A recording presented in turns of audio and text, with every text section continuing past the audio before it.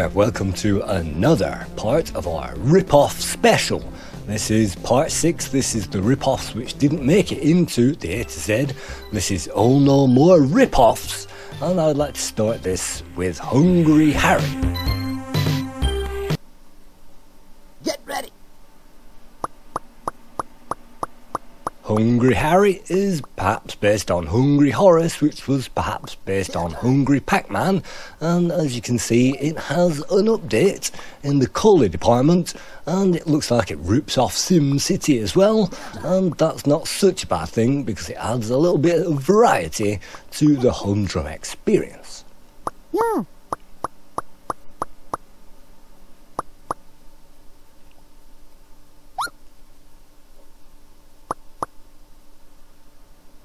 You can see it also rips off the Amiga, Agnes Paula's CIA, everything is represented in this game, but it wasn't as much of a rip-off as the other rip-offs.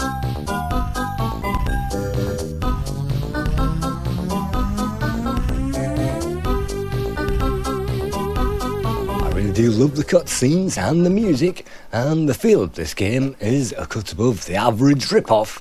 But as you can see, it still lies in that domain. Now we visit the galaxy. This is Galaxy 89.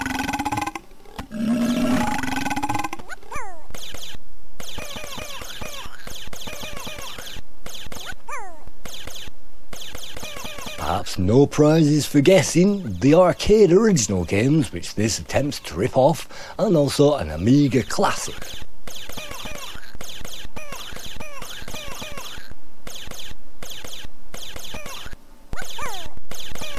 As far as rip-offs go, this arrived just too late to get onto the list of ordinary A to Z rip-offs, and so I made this extra list and included things which I found. You can see a very nice moon in the background, but that's enough of this particular game. Let's move on.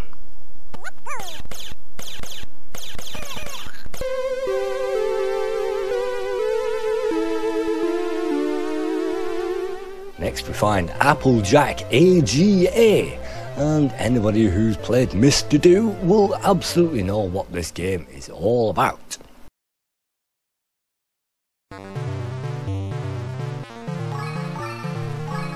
In this game we control a clown and we can lob something about which kills enemies, and ordinarily we can throw apples on their heads and that will remove them.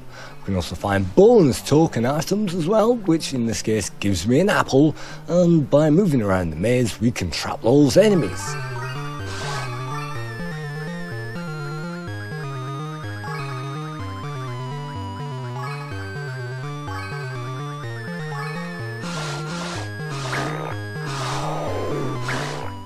You might remember Tutti Frutti, which Sean Southern brought to the early VIC-20 and Commodore 16, and I think it definitely got a Commodore 64 re-release.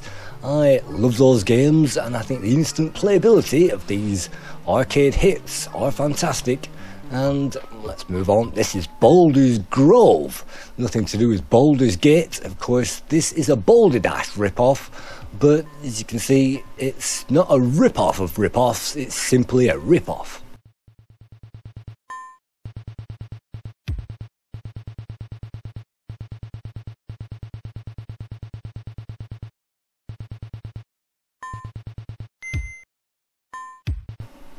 Next we find Dizzy, and this is an Amiga Action release. This is Easter Eggstravaganza, starring Dizzy. This was an unofficial cover disc release, meant to tie in with either quick snacks or fast food.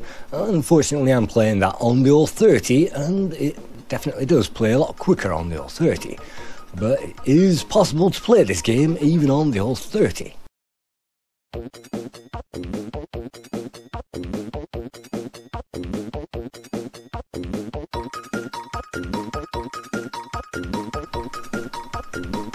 This is kind of a semi-unofficial official rip-off, even though the Oliver Twins have probably never seen this game in their life. This was a cover disc only demo of this particular genre, and as you can see it follows that genre all the way through.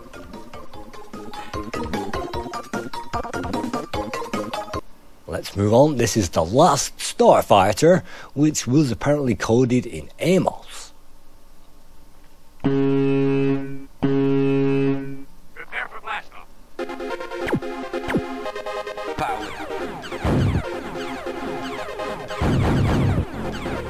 Stars in the background are just for show. The aliens are not firing towards us, and this is a very easy game. It's a very public domain type of game, and it gives us different enemies on different levels. And just like other games that we've seen, Project X type games, they actually give us a planet every so often in the background, so it looks like we're moving through space.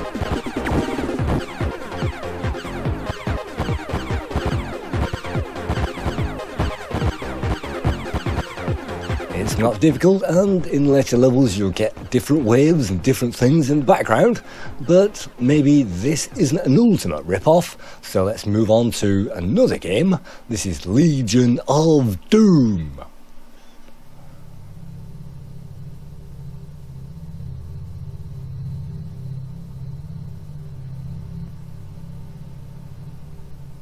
It starts off with a space intro, as these games tend to do, but let's skip that space intro because we really don't want to be sitting around waiting for the rip-off action.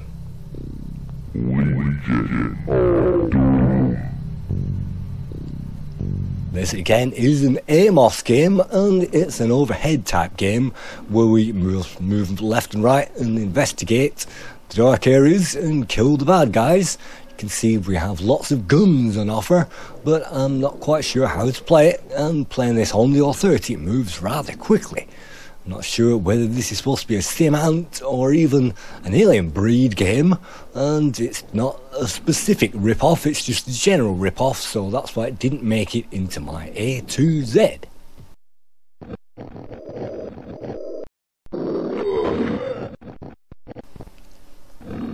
If you're going to rip off a game, you might as well rip it off completely, but if you make a good job of it, then it becomes a homage, and this is definitely a homage. This is Blade.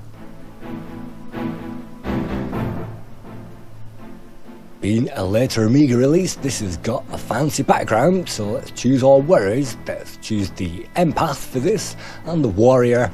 The wizard is always nice, and also the cleric.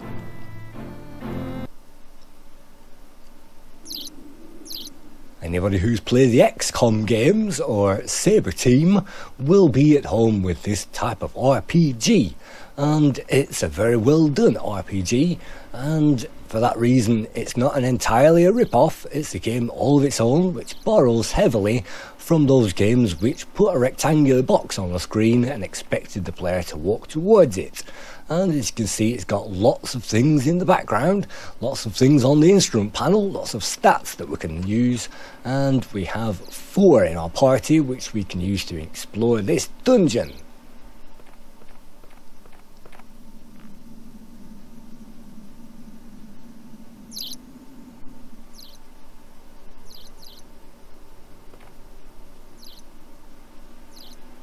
You descend into the darkness.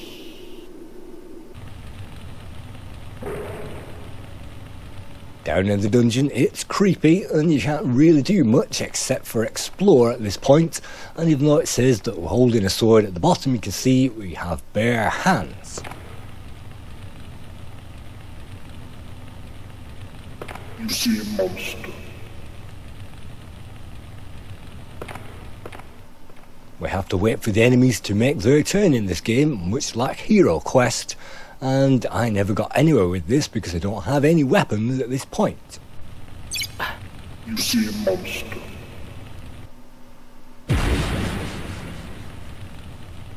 You sense the presence of life. Let's move on. This is a Kiwi's Tale, and Kiwis, where have we seen that before?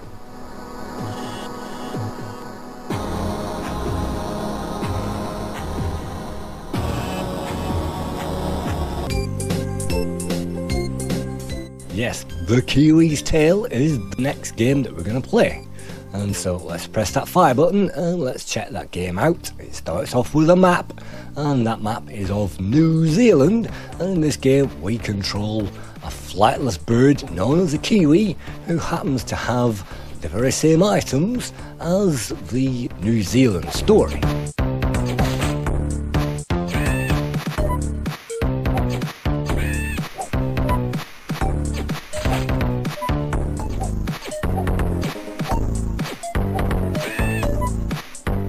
So if you like the New Zealand story, maybe you'll get some fun from this. It's not too hard and it doesn't take itself too seriously.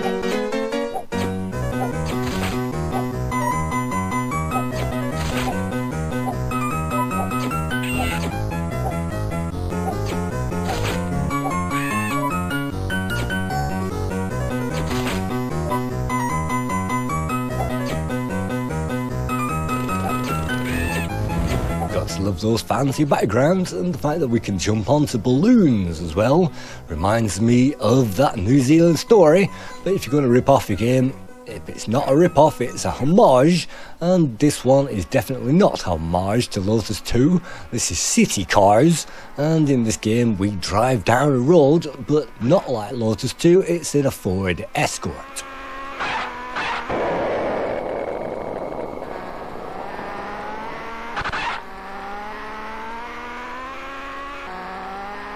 This game has some new elements, namely the trees on the side of the road, and so it wasn't a complete rip-off, but as you can see it borrows something from the cliff levels, and in this game we actually go into the city, so it wasn't a direct rip-off, maybe it was just an inspiration, but this is what we got on the public domain scene, and I admit I quite like City Cars.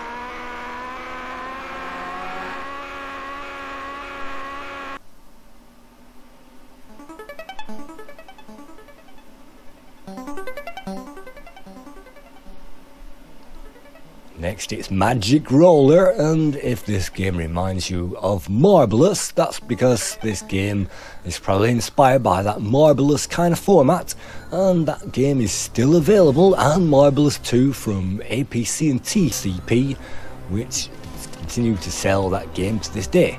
This one is a complete rip-off because it's definitely a homage to that thing with very similar game mechanics, but on the other hand it's a completely new game and it doesn't actually try to rip off that game Marvelous 100%, not as far as I know.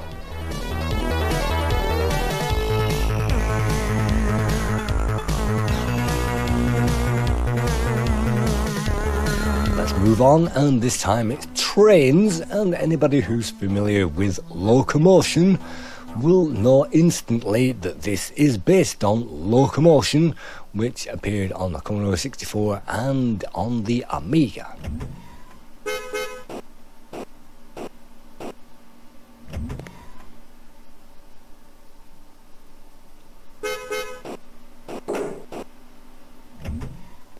If you like Locomotion, avoid this game like the plague. It's a very bad rip-off, and came too late yet again for the A to Z, but if I had have known about this, obviously it would have made it, because this is unashamedly a rip-off.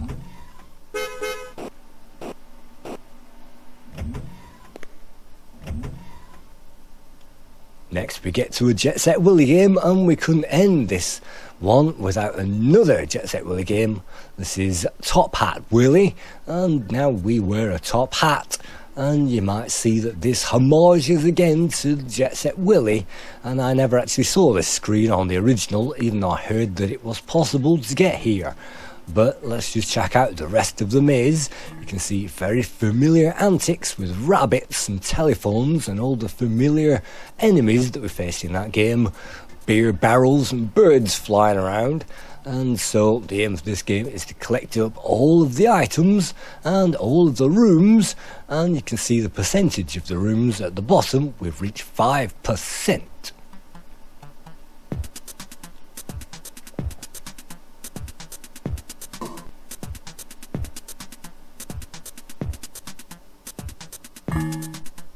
Let's check out our next rip-off, and if you thought Speedball wasn't an inspiration for Speedball 2, well, it was also an inspiration for this one.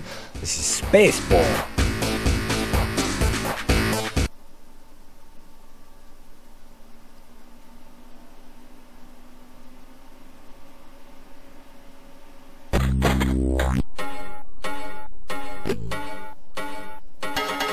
this game, it tries to give a top hat approach to Pong, and unfortunately it fails miserably because this is an unashamed ripoff, and you can see very much so inspired by Speedball.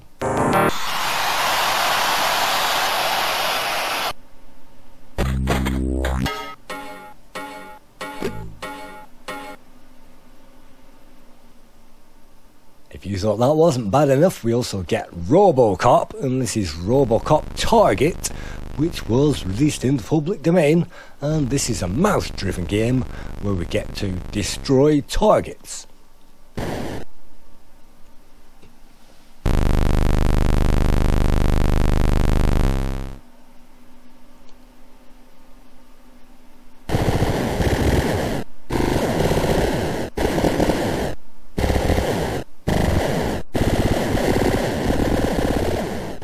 I'd say this qualifies as a Robocop ripoff, but I'm not sure that this is even a full game. It just seems to be a demo, because this is all we seem to do, is blow up targets.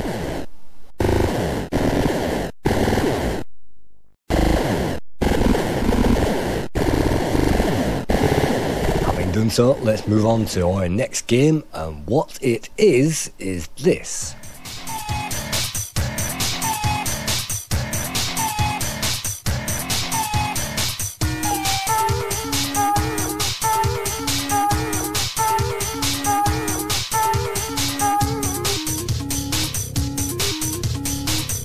Yes, if you thought we'd forgotten all about it, no, here it is. This is Top Banana, and Top Banana is a ripoff of all platform games everywhere.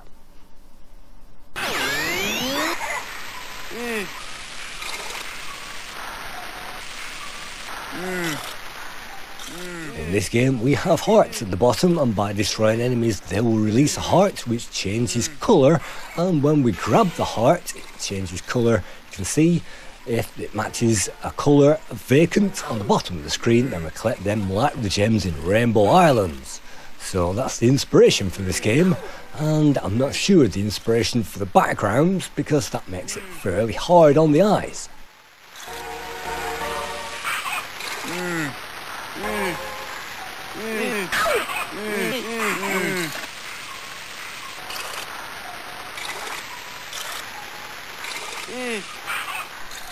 I'm not quite sure if this was released at full price, but if it was, I'm sure it's a horrendous game by any stretch of the imagination, and you can see things falling on us like Blackpool Rock, things, well, that we can pick up, and there's a mushroom down there. If we collect that, that will reverse our controls. That's very terrific. I always love it when our controls get reversed. And on this game, they don't unreverse until you pick up another item, so this is me trying to play this in reverse. And so this game fails at every step, but it's not as much of a rip-off of Rainbow Islands as other games that we've seen, so this did not quite qualify for the A to Z of rip-offs.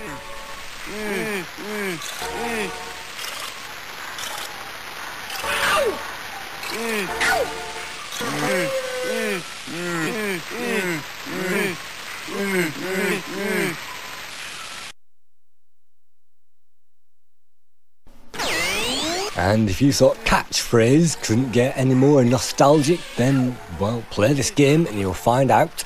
But I won't be, so let's move on, and I'll see you in the next one.